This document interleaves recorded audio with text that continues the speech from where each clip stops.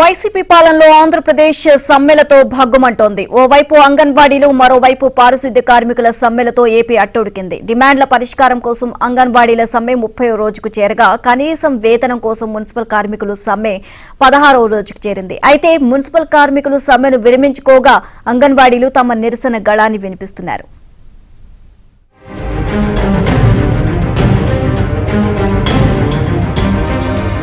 రాష్ట్రంలో అంగన్వాడీలు చేపట్టిన నిరవధిక సమ్మె 30వ రోజుకు చేరుకుంది. ఈ సందర్భంగా వినూత్న రీతుల్లో నిరసన తెలుపుతున్నారు. ఎస్మా ప్రయోగించిన అంగన్వాడీలు వెనక్కు తగ్గలేదు. తమ డిమాండ్ల సాధన కోసం పోరాటం చేస్తూనే ఉన్నారు.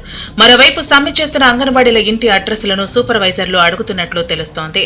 అయితే ఇంటి అడ్రస్ చెప్పేందుకు అంగన్వాడీలు నిరాకరిస్తున్నారు. ఇంటి అడ్రస్లు చెప్పబోమని, అంగన్వాడీ సెంటర్ల వద్దకు వెళ్లి తెలుసుకోవాలని వారికి సమాధానమిస్తున్నారు.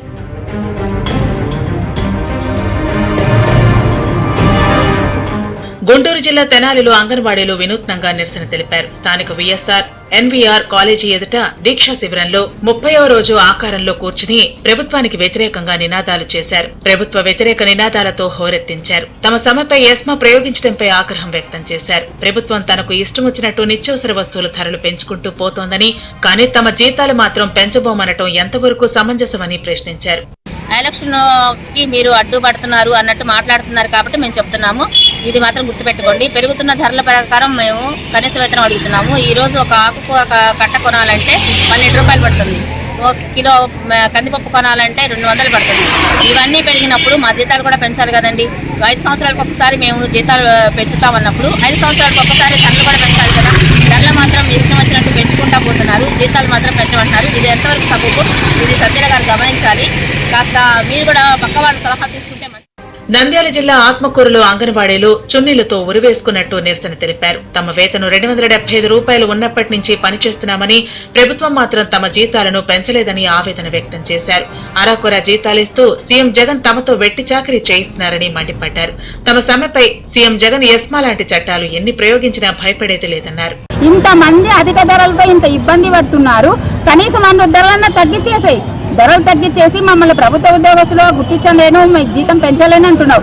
నిత్యావసర ధరలన్నీ తగ్గించేసాయి. మేము కూడా అడగము. మాకు అన్ని సంక్షేమ పథకాలు వర్తింపజేసాయి. అన్ని అడగం. అది చేత కాదు, ఇది చేత కాదు.